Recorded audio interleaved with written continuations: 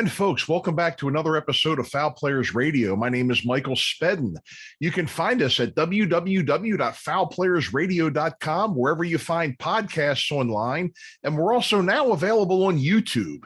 If you are watching on YouTube, you see that I clearly have a face for radio.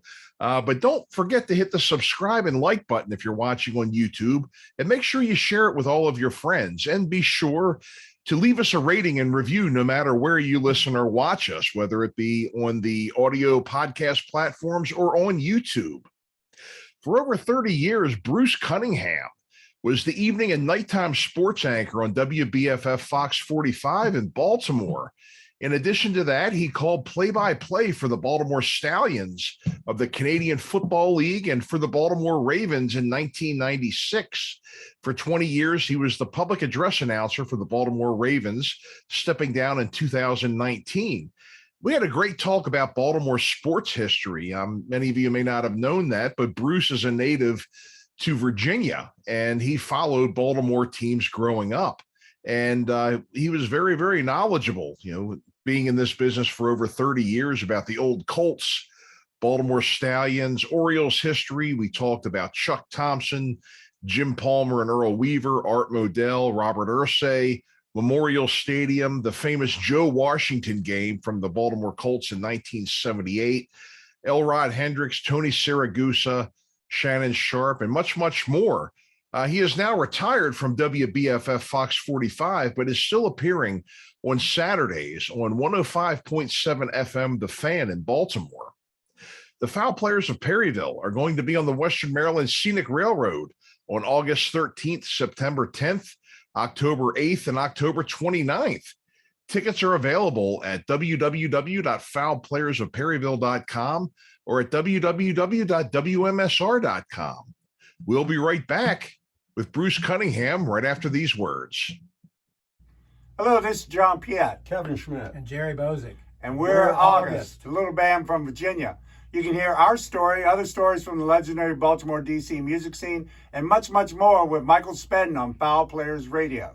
You can find it at www.fowlplayersradio.com, on YouTube, and wherever you find podcasts online. Keep rocking. This is A.D. Adams, and you are tuned in to Fowl Players Radio with your host, Michael Spedden. Yeah, hi, this is David Simmons from DC Star, and I am just encouraging all of you to tune in to Michael Spedden's show on Fowl Players Radio and love the rock and roll of the past and the art of the future. Hi, this is Bud Becker, and you're listening to Fowl Players Radio. Folks, welcome back to another episode of Fowl Players Radio. Today, it's my pleasure to have Bruce Cunningham with us today. Bruce Cunningham recently retired from his post at Fox 45, being the sports anchor for many, many years, starting, I believe, in 91. And so, Bruce, welcome. You've been doing so many things over the years. You've been the voice of so many teams on television and radio. So how are you enjoying retirement? I like it. I'll tell you what, the very first day of retirement, I woke up that morning and I didn't have any place to be. Yeah, I got into TV news when I was 18 years old. I spent my entire adult life in TV news and living that life. And you waking up in the morning and you got 99 things to do that day. Well, that first day, man, and it's been great. It's been better than I thought it would be, and I highly recommend it to everyone. Well, congratulations. I mean, you look great, and I'm glad that you were able to, maybe kind of do things on your own terms now. I mean, I could just imagine, all these years that you had in doing this. I mean, practically every night you were doing the nighttime news, the evening and the nighttime news. Right. And, I know when we were scheduling this, you told me no evenings, and I said, no. I've turned the clock around. One of the main reasons I got out of local news is because you get home after midnight. Sure, yeah. And I started in April of 1977. So since then, every night I've gotten home at midnight. Right. And what I've done. My wife gets up at 4. She works in Owings Mills. It's a pretty good haul. I'm in Pasadena. Yeah. And, so She gets up at 4 and I'm up by 4:30. Okay. You know? And I get my day going there, and then we're in bed 8:30, 9 o'clock. Mm-hmm. And that's been a good part of retirement too, because I wanted to just completely change my life. My whole schedule's changed. I'm experiencing the morning, and I just love it. You know. Right. Well, great. Well, good for you. I'm happy for you. I'm Yeah. happy for you. And then you know. 105.7, you know, I'm still doing a Saturday. We're probably going to do some additional things, but that's about all I want to do. Right. And you mentioned me doing it on my own terms. I had a friend who was he was a lifer like I was. And he got to be 70 years old, and his boss called him in and he said, well, you're just too old for us now, and we're not going to renew you. You're done. And he told me, I called him that night and I said, man, you really got screwed here. He said, yeah, but he said, you know, if you're someplace for a long time, the best you can hope for, the very best you can hope for is you get to say when you're done. Yeah. Yeah, that's that true. resonated with me. That stuck in the back of my head. So that was important to me. My contract came up March 31st of this spring. And I just had to ask myself, do I want to do 2 more years of this? And the answer was just no. Right. Not only that, but sports on local news is in danger. You know, it's being cut to the bone. And I don't really think they even want to do sports anymore. I think they were nice to me about it. I think I kind of got grandfathered in, pun kind of intended, you know, but you know, it's not what they want anymore. And I told my boss the day I told him I didn't want to resign. I said, you know, I was trained in the 70s. You know, what do I have to offer now? You know, all this digital business and all of this. I spent half the day the last 10 years of my career wondering what it was that some young tech head had just said to me. You know? Okay. Yeah. I can. Yeah. When we still did videotape, man, I was the master of videotape. Any problem you had, come in here. I'll get it all fixed up. We go to digital, and I'm all of a sudden I know nothing. Right. So, I kind of understand what you're talking about there. You know, the fact that, you know, being I've been a musician and an actor for many years. You know, just the way recording studios have changed since the 80s. Oh, yeah. Well, you know, that's exactly what I'm talking about. Right. And even on sets too, even on sets when they're filming it, you know, in movie sets and television shows and everything, the whole thing it's a whole different ball game. And, you know, these kids know exactly what the heck's going on. I mean, heck, they don't know any different. That's all they came up with. No. They didn't come up with the days where, you know, tapes were cut with razor blades and spliced. They don't want to hear about that. I still have scars on that finger from doing razor blade edits and radio. I promise you that. Definitely. So, you know, God, so many questions I have for you here. You first came to Baltimore. I mean, you came here in 91, but you said you started out around 77. 77 in Richmond. And I worked at 2 different stations in Richmond. And then in early 1980, a station from Mobile, Alabama called me. And I'd never been to that part of the country. So they fly me down to talk to me about the job. And I see palm trees, and I see white sand, and I see young Alabama women. And I was a goner. They just had to reel me in from there. So I spent several years there. Then I went to Birmingham and came here in 91. I had no intention of going to Alabama, and I spent the whole entire decade of the 80s there. But that's how it worked out. You know, it's the business. You know, you go where the jobs are, right? Sure, definitely. So it's important. My kids were my parents' only grandchildren, and they live in Virginia, in Yorktown, and it was important to get a little closer to them so they could participate, and it all worked out. I had an offer from here, and I had an offer from Orlando, the CBS station in Orlando. They were both on the table, and I had to decide. And I'm mulling it over. And just to give you a little bit of background, my mentor, the first guy I worked for in television that taught me everything, was a guy named Randy Blair. Randy Blair was at WJZ. Oh, yeah. He died of a heart attack at a very young age. I remember. And that's what helped me decide to come to Baltimore. You know, it's Randy's legacy. And I don't tell many people that because, frankly, I don't think many people will care, but that's kind of why I ended up here. And it was just as well because the station in Orlando was terrible and still is to this day. Fox 45, what that represented was a clean slate. They'd never done news before. So they looked at 3,800 audition tapes and ended up hiring 40 of us. And just to survive that was kind of exciting. And then to come in here, and you look at these entrenched JZ and BAL and MAR in those days was great, you know, when Stan Stovall and Sally Thorner were over there.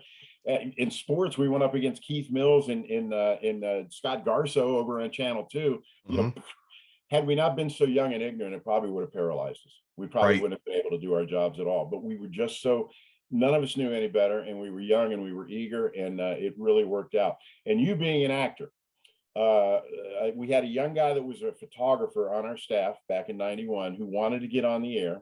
So we would create little things for him to do on our Sunday night show. His name's Kevin Frazier, and he hosts Entertainment Tonight now. Sure. Okay. Yeah. Yeah. I Hey. tell people all the time, I had a run of interns and young guys in those days. Like 4 of them made it to the network level. And I tell them all the time, if I'd have signed every one of you up to management contracts, I could have retired 10 years ago. Yeah. But I'm a born teacher. I love to work with, young folks that really want to make it. And it all worked out. But yeah, I'm really proud of Kevin. He's done well. Well, that's great. That's a really Kevin's dad was the basketball coach at Morgan State. Okay. In fact, Nat Frazier, and he won the national championship small college in '75. He had Marvin Webster on his team. Morgan usually doesn't get players like that, and they won. And if you go in Morgan's gym to this day, they've got a banner hanging from the rafters, national champion. That was Nat Frazier's team. That was Kevin's dad. Is that right? Is that right? Wow. One thing that we were kind of talking about before we started, recording was the Baltimore Stallions. That was a team that definitely has a big, I absolutely loved that when it was here. We had them for 2 seasons.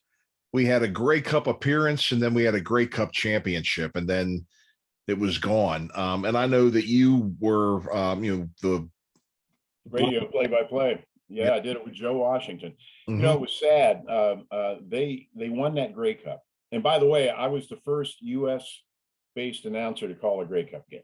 Is that right? Yeah, they didn't put me in the Hall of Fame or anything, but I do have that distinction. But they won the Grey Cup, and the move of the Browns was announced almost the same day. It was a day or two before or after. And all of a sudden, nobody cared. And that team was the first U.S. team to win a Grey Cup. They should have had a parade, they should have had a rally downtown. Nobody cared. I know. Canadian ESPN is known as TSN. And they have a Sunday night show similar to 60 Minutes, where there's 3 long stories.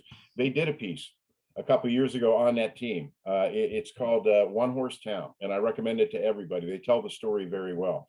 We had a reunion out of Towson University, so they sent a camera crew out there and interviewed us all, and it really told the story, especially just the sense of emptiness. After you've climbed to the top of the mountain, you've reached the highest star, and nobody cares. And it was very, I don't want to say unique, because that doesn't put enough emphasis on it. It was almost kind of dismaying, to those of us who were kind of behind the curtain with the Stallions. But 2 years, they speak for themselves, and putting 40,000 people in a crappy stadium that's falling apart for Canadian football, which nobody really understands. It was just remarkable. And as I look back on it now, it gets even more remarkable, especially the first year, because they had, they were going to be the CFL Colts, and the court said no. So I did the games with Joe Washington, and sometimes Bruce Laird would be in there with us. But we did an entire season for a team that didn't have a name. Yes, I know. Yeah. I can remember that. You're speaking lines, okay? You're an actor. Imagine having to structure everything you say so that it refers to Baltimore and not a team name. And Joe Washington he'd never broadcasted before. So that was how we got through the first year.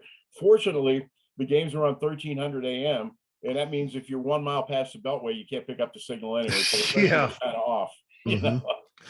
Oh gosh, yeah. I think I only missed 1 home game the entire time they were here. Wasn't it a great atmosphere? Wasn't it exciting? It was awesome. Yeah. I couldn't understand why it wasn't bigger. It seemed like the first year the stadium was a lot more packed when they were giving away more tickets. Yeah, but I mean, they didn't have to, so the crowds got a little smaller. But the team they had the second year was superior.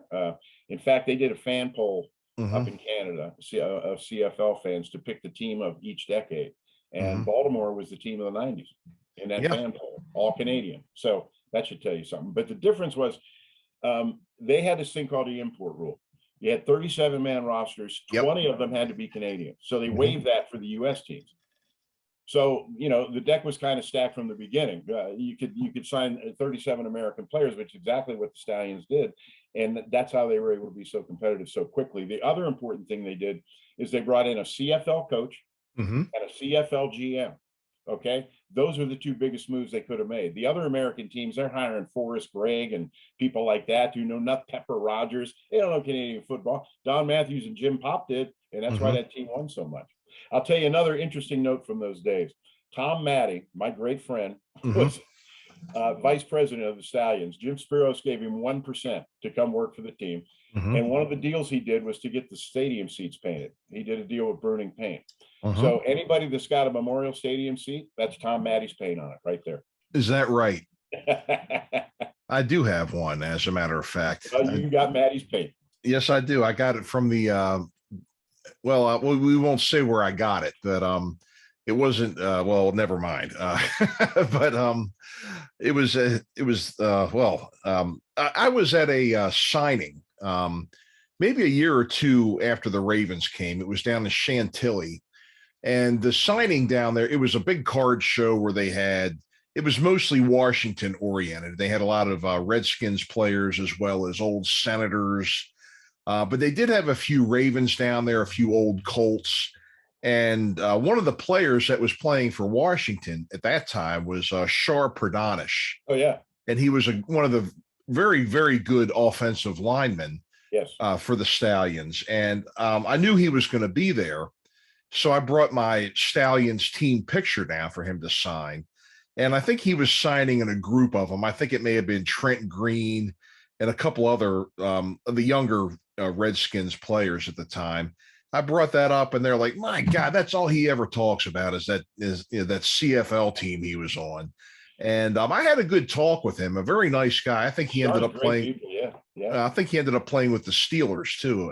He did, right around that time. He had a great sense of humor too, as you probably. He was a character. I remember that. Shar used to tell people that he was the finest Iranian-born lineman in the CFL. Well, hey, his parents were aligned with the Shah. And when the Shah of Iran fell, his family had to escape. And so, he grew up in this country, grew up large, as Iranian guys often are. It's a hardy group of people over there. But he was a great player. But the guy that had the longest career in the NFL was the punter, Josh Miller. Yes, he did. I think 13 years with the Steelers. And then I think he went up to New England in time to get a ring up there. And we had a reunion. Well, the one in 2015, and they were all calling him our rich teammate. Hey, our rich teammate is here. Oh yeah, there were. I mean, that team played with so much heart, and they really brought something wonderful back to Baltimore. Baltimore needed a football team. Yes, and we got screwed so bad in that expansion thing. I covered that. I remember going to Chicago 3 times in a 90-day period to cover these expansion meetings. And they left the door open one time. There were 5 finalist cities in 93 for expansion. Charlotte and Jacksonville ended up getting the teams. But Memphis was in there, St. Louis, and Baltimore. So they had a big map of the United States, and they had a circle around each of those 5 cities that represented a 150-mile radius. Charlotte's had 8 million people. All right, well, that's a slam dunk, right? Jacksonville's had Orlando, which is where they wanted to go in the first place, but Orlando couldn't get a group together. You know what Baltimore's had? Philadelphia and Washington. Oh. That's why we didn't get the expansion team, Right. Secondary markets in the NFL, like, for example, the Redskins or the Washington, what are they? Commanders. The Commanders' secondary markets are Richmond and Norfolk. Yep. Okay. You know what Baltimore's are? Salisbury and Hagerstown. Yeah, you're right. That's why we didn't get the expansion team. So everybody's mad at the NFL. Everybody's still mad for football. People aren't going to watch the Redskins on Sunday, that's for sure. So Spiros, who had been, coincidentally enough, a coach with the Redskins, a strength coach, was on the Super Bowl team, the last Super Bowl team. He's got a ring and all that. But he saw the void. He had made some money in the restaurant business. He got a CFL franchise. He got it up and running. From the day they turned the lights on to kickoff was 90 days. They put that whole thing together in 90 days, and it was a wondrous thing just to sit back and watch, But it was probably in 45 years of sportscasting, that was the best 2 years I ever had. It's just amazing. It was funny because the first 2 years of the Ravens, I did Ravens radio too, and there's a lot of difference. Like I remember the first NFL road trip I took, we go to New York. Art Modell chartered a train. We used to fly commercial in the CFL sometimes, you know. So we get off the train in Newark, and there were motorcycle cops waiting. You didn't see that in the CFL. That's for sure. The other thing that really grabbed me is Michael Jackson, the wide receiver. He pulls up in his 2-seater Mercedes and goes right into the $38 a day lot at BWI. You didn't see that in the CFL either. So it was fun. It was fun going through that whole, the transference from one league to the other. But it's just been a lot of fun. And Garso and I called the first Stallions game or Ravens game on the radio. And people remember Scott and Tom. I only did it for 2 years, and then we had a 3-man booth, which never works. So they pushed me aside, and those guys went on, and they're more closely identified. But yeah, I mean, the first 2 years I was part of that, and it was a big thrill. It really was. Going back to the Stallions, having Joe Washington in there. And so you said that he was really new to broadcasting and hadn't really done that before and everything. So I guess did you kind of take him under your wing a little bit with kind of getting him started, or did you just let him speak about his experience? There's a very simple formula. And whenever I'm working with a guy that's never done it before, I always explain it to him this way. There are 2 jobs in the booth. There is description, which is me. There's explanation, which is you. So what I'm going to need for you to do, Joe, is after every play, explain what just happened. And boom, light went on, no problem at all. The formula works very well. And I've worked with a lot of guys that were doing it for the first time, and it always works because that's something they can latch on to. Then as they get more comfortable, it becomes more of a give and take 2-way thing. But that's how it works. But Joe enjoyed it. You know, all we did was laugh. I remember the second year, 95, we called it the Death March. The CFL, there is no set night to play, so we had an 11-day road trip, 3 games in 8 days. It was the most grueling thing you can imagine. So we go to Birmingham, then we go to Edmonton, and then there's a 3-day break, and then they're going to play in Calgary. So the team was going to go down to this place called Red Deer and practice for a couple of days. And we looked at each other, the radio crews, I don't think so. So we rented a car and we drove down through the Canadian Rockies. We stayed the first night at Jasper and played golf, and a bear came after us and all. So the next day we're in Banff, which is a very beautiful town up in the Canadian Rockies. And we go in to have lunch, and they have peach daiquiris on special. Now, Joe is not a drinker. Joe's never drank in his life, really. But that peach daiquiri was tasted real good. He said, well, let me taste that. And he liked it so much that he drank it all. And then he ordered another one. And then he got quiet. And I said, Joe, are you okay? And Joe said, I can't even see. Gosh, one of my favorite memories from being a kid was the Joe Washington game, is what my friends and I kind of call it. There was a Monday night football game against the Patriots where he was just absolutely on fire. He's famous in Canada for that too. Yeah, and we got to move to the front of a lot of lines and waive a lot of greens fees and all of that because of that night Joe had. Joe said that night financed his life, basically.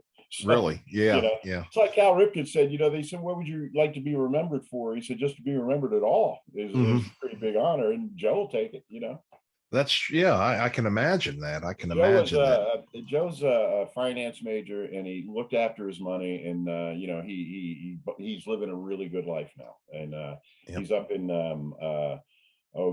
up around St. Paul's Episcopal School up there north of the Beltway, and last time I saw him was at Tom Maddie's funeral, and even there at a funeral we managed to laugh just trying to tell a few stories, but it was a lot of fun, and just to be a part of that as it's happening, and it's happening in front of you every day. The day-to-day of it just becomes routine. But now when I've got 25 years or whatever it is to look back at it, what an amazing thing to be a part of, Oh, yeah.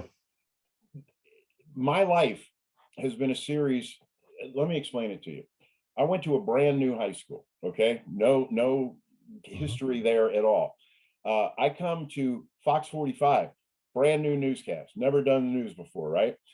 Then here come the Stallions, brand new, okay? Then here comes the Ravens, brand new. It's been a recurring theme of my life.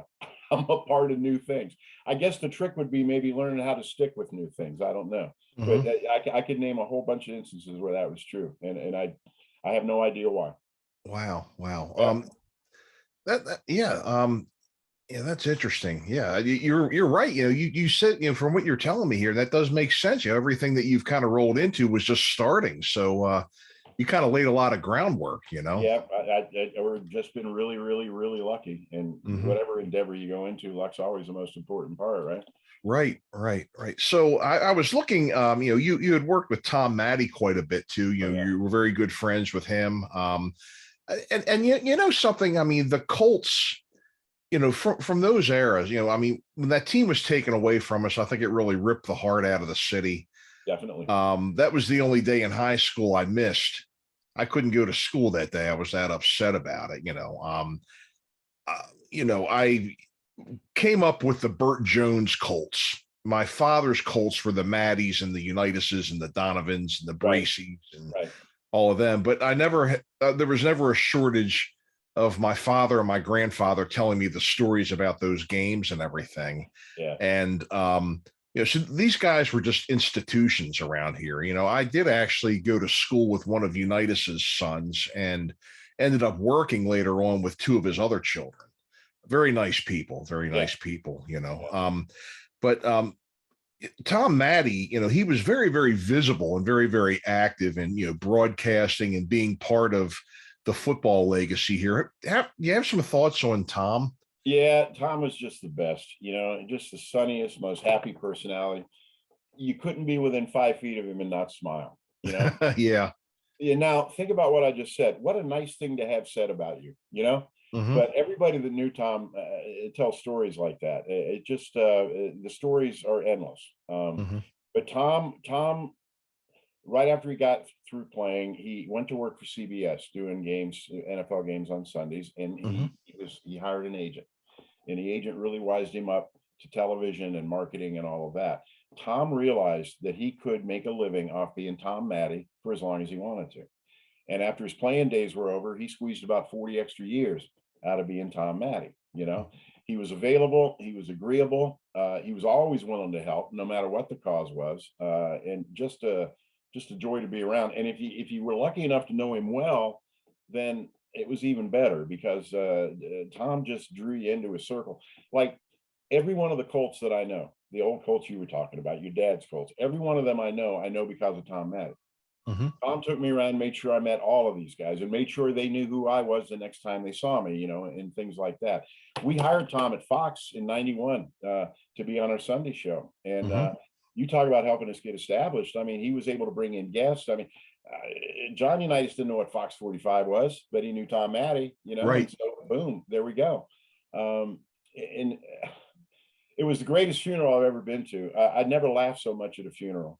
Bill Curry he spoke at the funeral, and Curry was a Packer, and he was on that team that beat the Colts on the field goal that went wide. Okay. Right. And he was taking an expansion draft by the Saints. Then the Colts acquired him from the Saints. So suddenly Matte and Bill Curry are teammates. So Curry goes in the locker room for the first time, and he sees Matte. He goes over and introduces himself, and Tom says, "Hey, good to meet you." He said, "Sit down." First thing out of his mouth was, "Where's my money?" Curry said, "My ring says champs on it, Tom." I don't know. I mean, that's how they got their life started. But that was a story Matte told on himself all the time, the locker room story. In '61, he was the #1 draft pick, and he was 2 weeks late to camp because he went to play in that old college all-star game they used to have. He said either one of those things were enough to make the veterans hate him, but he had both of those things going for him. So he shows up 2 weeks late. He gets his gear from the equipment guy. He goes in the locker room. He starts to get dressed. Nobody's in there. They're already on the field. He said, except for one old guy sitting at the other end of the locker room. So he said, so I got dressed and I went over and I said, "Hi, I'm Tom Matte and Donovan." And Matte said, "Really?" He said, "I can't tell you how thrilled I am to be on the same team as your son." What are you, some kind of liar?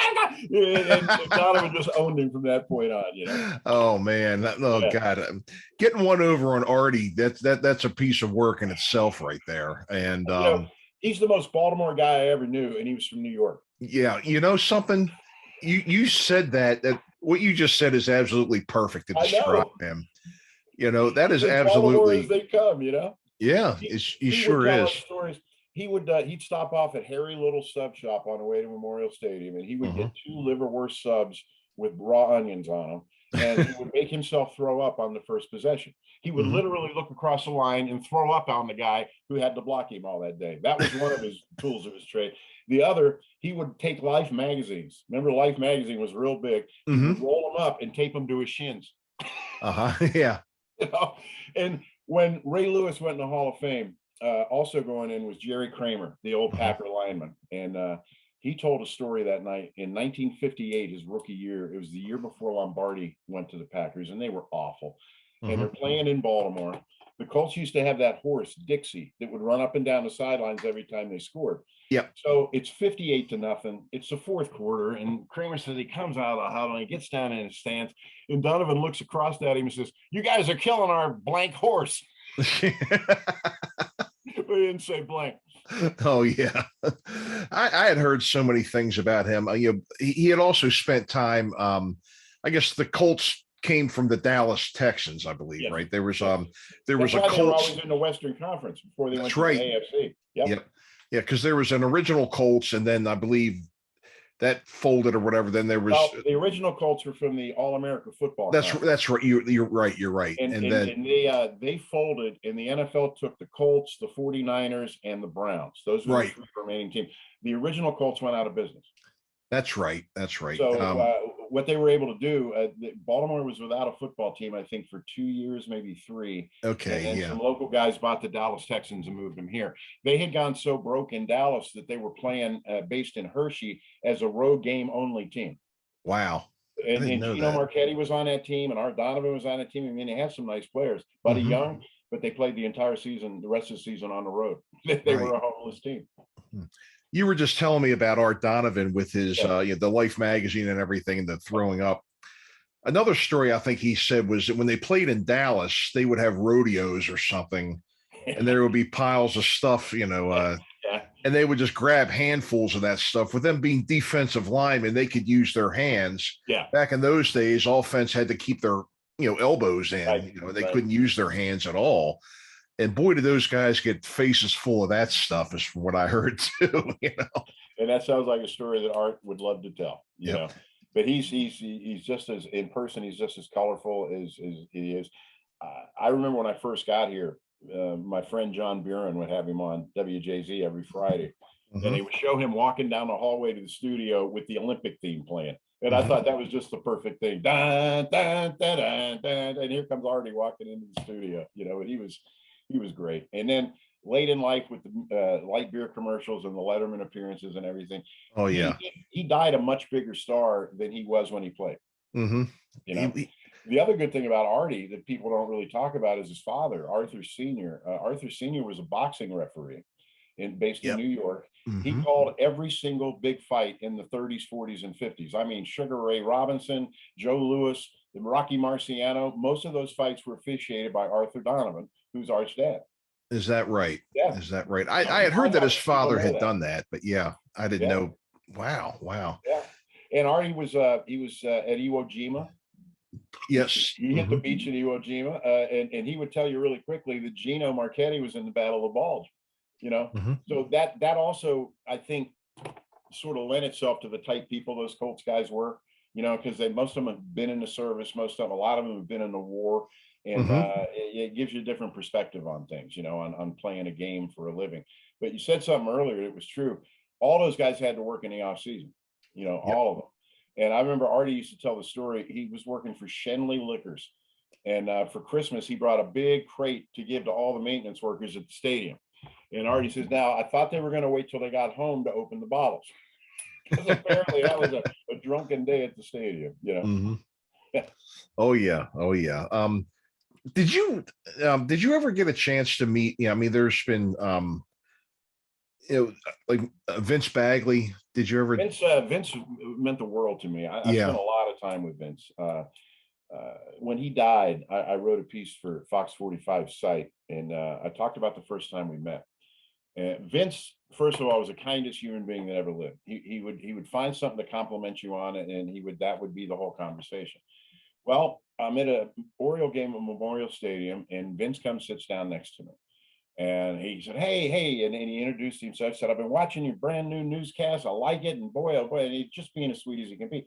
And so he's asking me all these questions about myself. So here I am just going on and on and on. And then it hits me. I'm sitting next to Vince Bagley, and I'm doing all the talking, It doesn't make any sense. But Vince, he would tell me amazing stories, like his eye for detail. Vince came out of newspapers. He was a print guy, and his eye for detail was amazing. Like the original Colts wore green and silver uniforms. Yes. And he said the band, there's something wrong with that dye in them shirts, but they'd all get green, all on their necks and all down their back. And it was just, he would remember things like that, and he didn't have an enemy in this world. Vince was great. Morgan Atzett, who worked with me at Fox 45, 1 year covering the Ravens, I think it might have been 2017. Her permanent seat in the press box was between Matty and Vince Bagley. How about that? Wow. Just watching the entire season sitting in between those guys. Morgan said it was like going to graduate school, Well, I always really used to love to hear those guys talk. And they can talk. my father used to take me to when I was growing up. My brother too.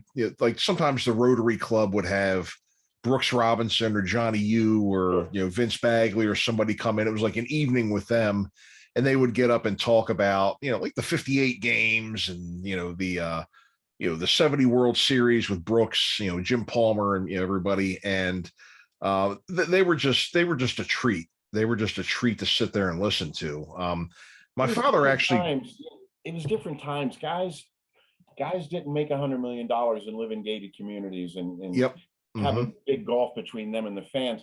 Right. Back in the 50s and 60s, an NFL player was probably only making about 20 grand more than the regular guy down the street. It's not like they lived in this rarefied atmosphere. The players getting free agency and the money getting big and all that, I applaud the players. Good for you. You make all you can, but at the same time, it changed the game, and it changed athletes. Instead of being athletes, they became celebrities, and I'm not real sure that's entirely healthy. It's not. Well, the one thing that I heard is that they actually have people. I'd seen a couple documentaries about this. One of them was called Broke. That was on ESPN 30 for 30 or something like that. Yeah. And there's another one. They actually have professionals come in and they sit with these young people and they say, look, a lot of these guys, they came from extremely, poor backgrounds. And they say, look, first of all, you got to lose the coconut friends.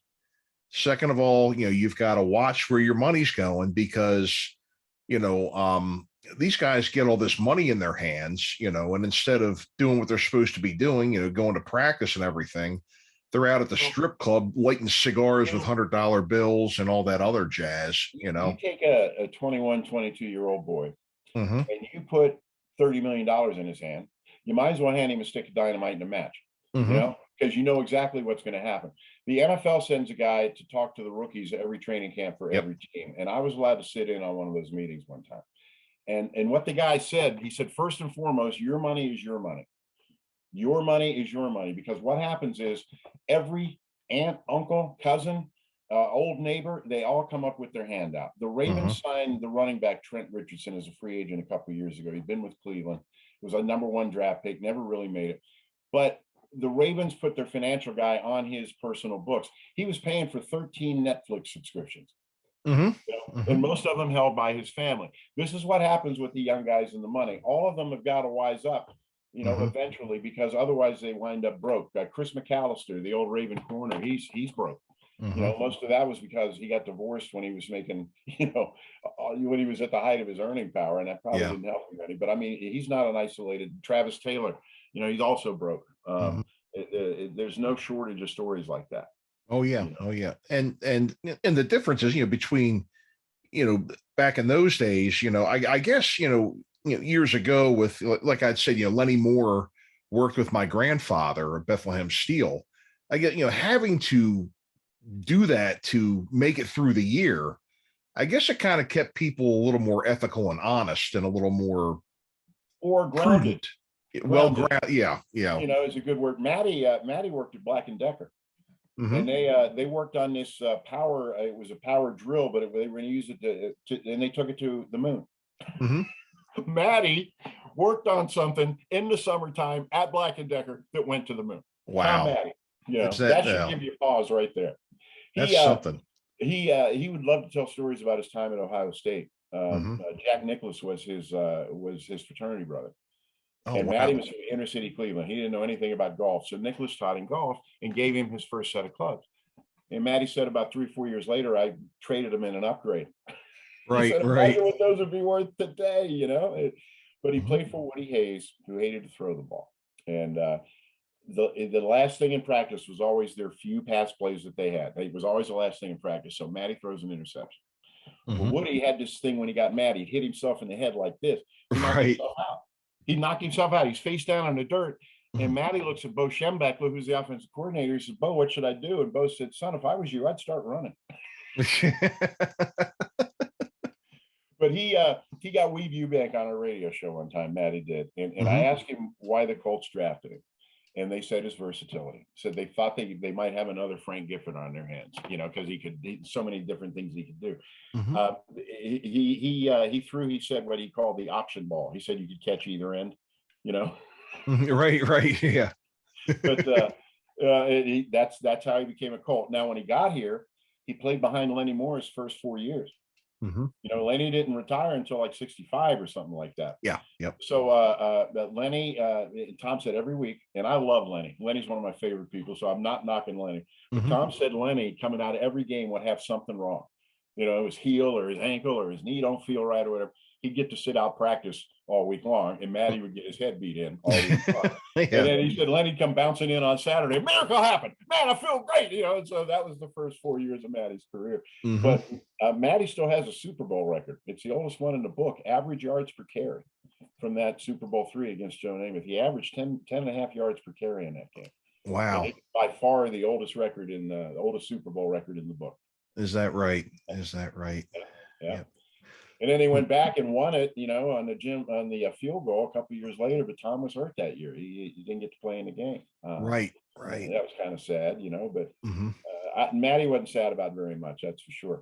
I went to Chuck Thompson's funeral several years ago, and I was sitting in with Tom and Judy, his wife, his long-suffering wife, is sitting in the middle. And I'm hearing all these moving tributes to Chuck, and I just kind of leaned into Judy and I said, you know, I don't want to be modeling here or anything. I said, but if Tom goes first, can I speak at his funeral? And Judy looks at me and she said, as soon as I get through. Oh, there's a million stories. Someone asked her one time how long they had been married. And Judy said, at the time, she said, I've been married 32 years. Tom's been married maybe 29. But he was indicative of the times he played in. Most of those guys have that personality and just a genuine good guy attitude. I told you earlier, Boog Powell will swear to you that Johnny Unitas came over and laid his kitchen floor. Wow. It was just that. It was those times. And it's changed. There are very few athletes that I even got a chance to know. You know, they just don't want you to. With very few exceptions. I'm good friends with Kadri Ismail and Wally Williams and people like that, but for the most part, they don't let you in. You know, it's not like the old days. Right. Kind of sad, you know. Right. I had friends of mine that grew up over in Perry Hall, and they said on any given day they could go knock on Earl Weaver's door and get him to sign a baseball. Yeah. And I lived in Perry Hall, as a matter of fact, for a long time when we first got here. My kids went to Perry Hall High. Sure. Yeah. But I know where Earl's house was, and Sammy Stewart, the reliever, lived out there too. Yeah. And no one really knew why, but he also lived in Perry Hall. But yeah, they called him the Earl of Perry Hall sometimes, you know. He was a mess. I got to talk to him several times. I won't say that I knew him, but I did get to talk to him. But the classic memory I have of Earl is that clip when he gets into it with the umpire. And the umpire, he says, well, in 15 years, let's see which one of us is in the Hall of Fame. And the umpire says, what are they going to put you in for, Earl, screwing up the World Series? Whoa. Boom. Earl was 1 in 3 in World Series. He was. Yeah. He was. So that's what the umpire said. They're going to put you in for screwing up World Series. Yeah, I know. Oh God, that I'll tell you what, that got him fired up. But and but honestly, Earl, yeah. Life, they had a roast, you know, out at Martin's West, and it was really sad because Earl was starting to falter.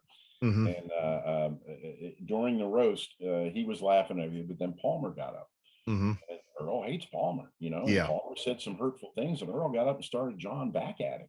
And they had to kind of walk him off the stage. You know, it was unfortunate. And then Earl, the way he died, it was on a fan cruise. He died on the cruise. Oh, I had to take him down and put him in the freezer until they went back to port. You know, it was just a bad way to go. I can imagine that. I've heard of that happening before too on rock and roll cruises. I think the drummer for Boston died on one of them a couple of years ago. And had you ever read Earl Weaver's book? It's What You Learn After You Know Everything That Counts. It counts, yeah. Wasn't that amazing? It was. And then Palmer wrote one in response called Together We Were 7'9" or something like that. Yeah. Basically rebuts Earl on every page, and it's a lot of fun. Mm-hmm. Palmer tells a story. Earl, there was a bar up in Towson called Hirsch's Orchard Inn that was open forever and ever, and that was Earl's spot. And he came out of there one night, and he was all lit up, and he's weaving, and Baltimore County cop pulls in behind him, recognizes who he is. So he just hits the lights a little bit and gets him to pull over. Doesn't want to arrest him or anything, but Earl's obviously had a bunch of drinks. So the cop says, "Can you give me your name?" "No." He said, "Do you have anything impairing you right now?" "No." He said, "Do you have any physical impairments?" He said, "Physical impairments?" And he said, "Yeah." And he said, "Well, Jim Palmer." But Palmer had the famous line. Earl came out to the mound, and Palmer said, "Get back in the dugout. The only thing you know about pitching is that it's hard to hit." Yeah, exactly. Yeah. And that reminds me of another one. In fact, I mentioned this one on the radio Saturday. It's one of my favorite stories, and I always forget to tell it. Chris Hoyles, who was the great Oriole catcher. Loved him. I asked him one time, I said, when you go out to the mound, typically, what do you say to that pitcher? And Hoyles said, well, mostly I just threaten them. It's 100 degrees out here. I got all this gear on. You can't find the plate. Come on, man. So mostly he just threatens them. But that's been the best part about working sports is seeing those backstage machinations and, how things really work. I got to cover Bear Bryant's last 3 years at Alabama. Wow. Okay.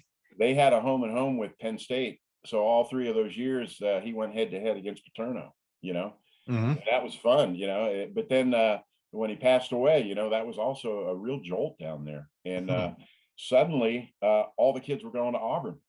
And a couple of years later, Auburn had this Bo Jackson undefeated, really, really good team. And it was because nobody, it was the Bear vacuum.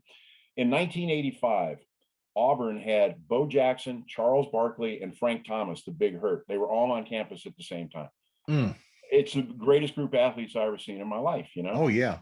And people, especially the younger people, like I was working with the Fox, they don't remember anything. But there was a time that Bo was bigger than Jordan as far as marketing and all that. Yes, I remember that. And nobody seems to remember that anymore. But Bo, I covered him in high school also. He was the greatest single athlete I ever saw. His senior year, the state baseball tournament and the state track championships were both at Auburn, and they were in adjoining stadiums. Bo came over and won the 100 meters state championship in his baseball pants. Wow. Never seen anything like it, Wow, that is. But I'll tell you how long I've been around. Speaking of that, there was another really good player in Birmingham at the time named Bobby Humphrey, running back. Bobby ended up, he went to Alabama, and Denver drafted him number 1. He had 2,000-yard seasons and then blew his knee out, and that was it. He's Marlon Humphrey's father. Oh, sure. Right. Now, it was 3 years ago, and this tells me how old I'm getting. There were 3 Ravens whose fathers I'd covered. Okay, yeah. Marlon Humphrey, Michael Pierce, the defensive lineman, covered his dad in high school, and then Orlando Brown Jr. Wow. And I'm thinking to myself, you've been around too long when you're starting to cover guys' kids, Well, hey, what can you say? It's all been said. Yep. I'm retired now. Yep. Well, a couple other things I wanted to ask you about. You had mentioned Chuck Thompson. Did you have any more, memories of, him? Yes. I had met him a few times, and very, very interesting. I had met him one time, and I had his book, Ain't the Beer Cold? Yeah, I have one in my, right behind me here. I had him sign that, but then I went to another signing, and I had a 45 of, I believe it was the fourth quarter of the 1958 game. I think it was the fourth quarter on one side and the sudden death on the other side. And it had, him, Bailey Goss. Oh God, the other 2 announcers are slipping my mind right now, but it was on a 45, and he signed that, and he talked to me for a good 10 minutes That was Chuck. about that one. Yeah.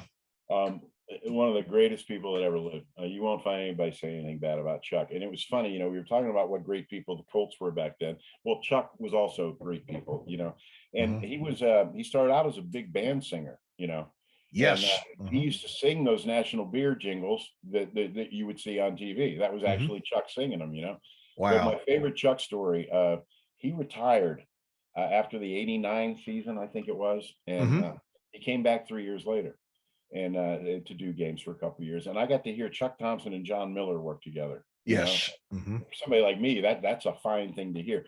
But getting to know Chuck, and people would say, well, why'd you come out of retirement? And Chuck, in that voice of God, he would say, well, Betty said to me that I married you for better or for worse, but not for lunch. Chuck was great, though. In fact, the last game at Memorial Stadium, I was doing sidelines for that game, and so it was my job to go find Chuck and give him my mic and my headphones and everything, and that was kind of an honor too. And we got a picture made together and everything, and he died not too long after that. But again, let me compare him to the players that he used to announce or they used to cover. He had that same personality, and I think Baltimore was late to the pro sports, the big league pro sports. They didn't get in until the 1950s. With both. I think Chuck made people feel big league. He sounded like a big league announcer, and that was the central role that he played. He will tell you, though, he would be quick to tell you when he was still with us that he spent 3 years doing Redskins games. Yep. Because he worked for National Beer, and they needed him down there, and then he came back in time for 58, and the rest is history. But yeah, Chuck. And the other thing about Chuck, how many guys do you see doing NFL football and Major League Baseball? Yeah, I know he was doing both. That's unheard of, Right. I mean, I think Howard Cosell may have done it, but yeah, probably. But Chuck was more of an announcer when Cosell was more of a husker. You know what I mean? Yep. But yeah, that's how good Chuck was, and that's the esteem in which he was held. And I felt privileged to get to know him. I got here in '91, which is just in time. I mean, it was the last year of the Orioles at Memorial Stadium. Chuck's still around. Earl and all these guys, and it was just a great way to unite us. It was a great way to get acclimated. And then, the last Oriole game at Memorial Stadium, anyone who was there will never forget it. With the old players running out and the music playing and everything. And so when we're done for the day, we're packing up and leaving, and then we're all like, "Oh man, we're going to miss this place. This is going to be sad." Next opening day, we're going to Camden Yards, looking around like, "Screw Memorial Stadium." Yeah. This is nice, And then we got to close it a second time. When the Ravens got through there in '97, and I got to be a part of that too. It's just, I've been so lucky working in Baltimore when I did. The only thing I didn't get to see was a World Series. Right. I would have liked to have 2 Super Bowls, Final Four, you name it, everything else, but no World Series. We got close a couple times in '97, and then again in 2014, but it wasn't to be, and I do regret that. I hope I can get a ticket if they do get in the World Series. I would love to attend a World Series game in Baltimore. Oh yeah. I attended the in '83. I attended a playoff game. It was against the Chicago White Sox, and that was the I can remember somebody hit one out the left field. Ron Kittle was chasing it back. He was about to reach up and catch it. And somebody dumped a big beer in his face from that out, right around that horseshoe corner out there in left field. And I think they ended up calling the batter out because of that, because of the fan interference or whatnot. And another thing I remember too, it was in around 1990. Ben McDonald was pitching, and he hit Jose Canseco. And that almost started a brawl. And then the next time Jose Canseco batted, he hit a home run out of Memorial Stadium that I don't think went 15 feet off the ground. I mean, this was like I'd never seen a laser beam like this ever hit in my life. Well, what you saw, Ben was still a young pitcher. Yeah. And you saw Ben getting a very valuable lesson right there in real time, right before your eyes. Careful who you throw at. Speaking of Ben, though, what an addition he's been to the Oriole broadcast. Yeah. There's just something about that mixture of a Southern accent in baseball and summertime, and it all fits. And Ben, to me, in Baltimore media, I would tell you that he's probably the biggest find in the last 10 years. Find meaning FIND.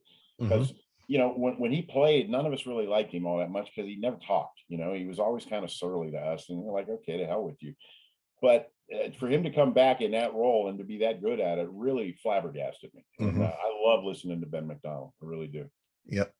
I really enjoy listening to you know, the former players talk. I love Dave Johnson. I love Dempsey. Dempsey's got some great stories too. About, you know, you mentioned the 1970 World Series. You want a great story. Elrod. I was real good friends with Elrod. Is that right? That play at the plate with Bernie Carbo, that famous play where Elrod missed the tag and Carbo missed the plate, and the umpires got his back to it. Remember that famous fiasco play? And then Elrod told me, he said, first of all, he said, Bernie Carbo was the dumbest blank in Major League Baseball, and everybody knew. He said, he's standing there on third base, and I knew he was going to try something stupid. And he said, and the worst part of the whole story is how much money it made him. Oh, God. I mean, Elrod, he was taken way too young, you know. Yeah, it's a real shame. And sudden, you know, but you know, he didn't have to suffer or anything. I mean, he went quickly. How many people realize Elrod was from the Virgin Islands? Oh, yeah, I did know that because he didn't have the accent or anything, and you would never know. But he would tell stories about the old days in the Virgin Islands, you know, and wow, not many people knew that. But nobody ever was an Oriole for longer. Nobody signed more autographs. It's a funny story. Brady Anderson, one of the funniest men to ever play sports in Baltimore. He would just make you laugh all the time. Well, if you remember in the early days of Camden Yards, Elrod would sign and the kids would line up all the way up the steps, up to the concourse, you know. So he's there signing one night and Brady comes up and kind of leans into him and says, imagine how long that line would be if you were any good. Another one, I put this on Facebook last week. Things are just coming back to me now that I'm not doing this all the time. In '97, they set up a series of interviews for the local TV stations with Cal Ripken after we found out he was going to be in the Hall of Fame. So we all got our 10 minutes with him. And I asked him the cliched question, is there anything about your career that you wish had gone differently? And he said, I would have liked to have had hair.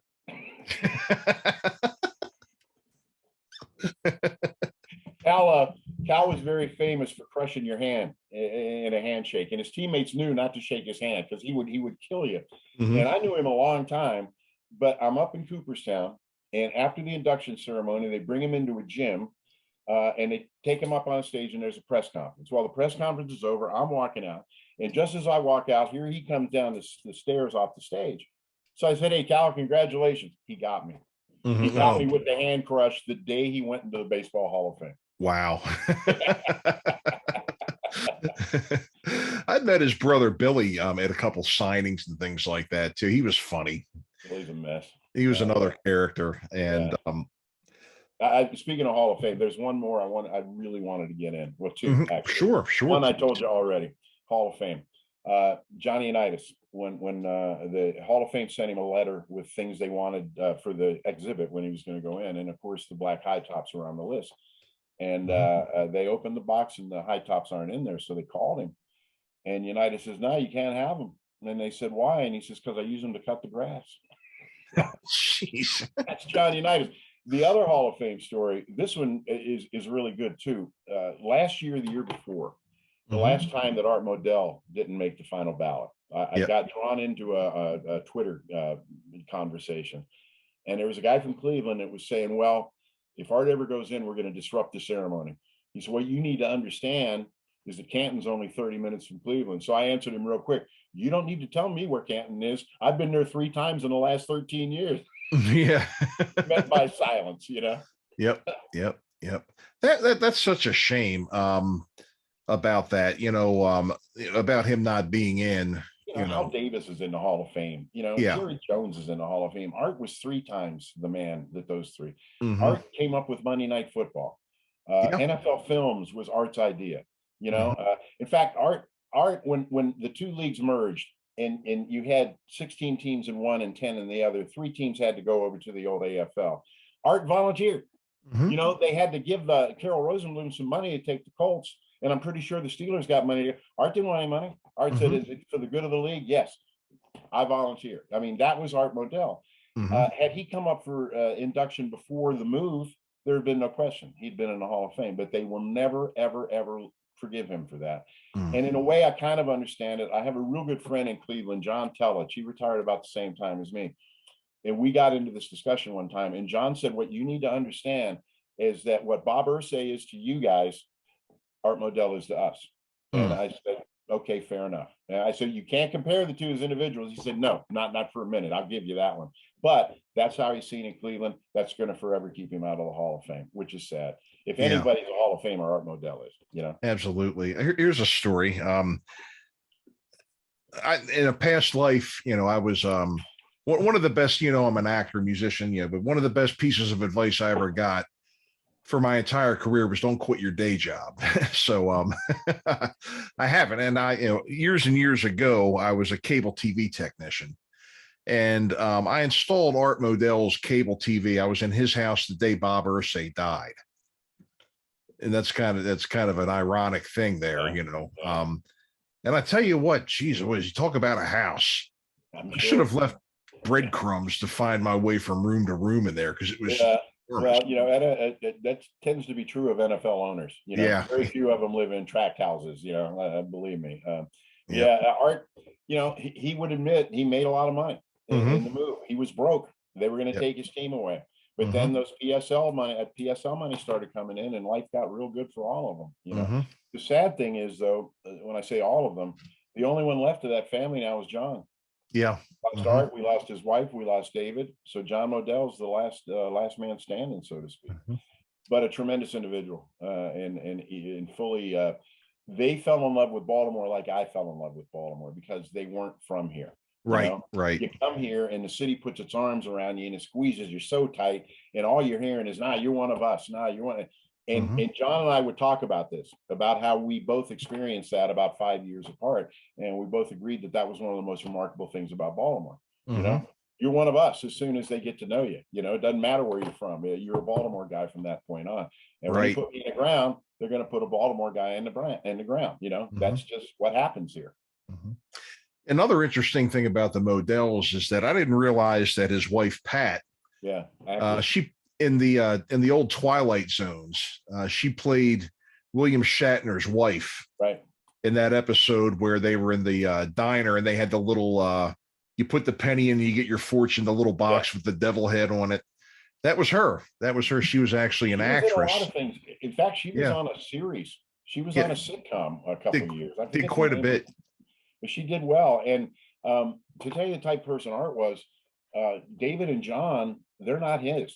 You know, they were. Her name was Breslin. But when they got married, Art said, "Would you guys like my last name?" And they said, "Absolutely." So he adopted them on the spot. You know, that also tells you a lot about Art Modell. Oh yeah. I thought the world of him. A friend of mine in Virginia, he was up visiting, and we went out to the old, not the new complex, because you got to have a CIA man and a letter from your priest to get in the new one. But in the old one, you could just kind of walk around. So I'm showing him around, and there's Art. And I said, "Art, I want to introduce you." And he said, "Nice to meet you, Mr. Modell." And Art said, "Art." You know, that's who he was. And in his own way, he was also Baltimore through and through, because he didn't believe in the pedestal syndrome. You know, he believed in being down amongst us. And I don't know if he knew it or not, but that's what Baltimore likes the best. You know?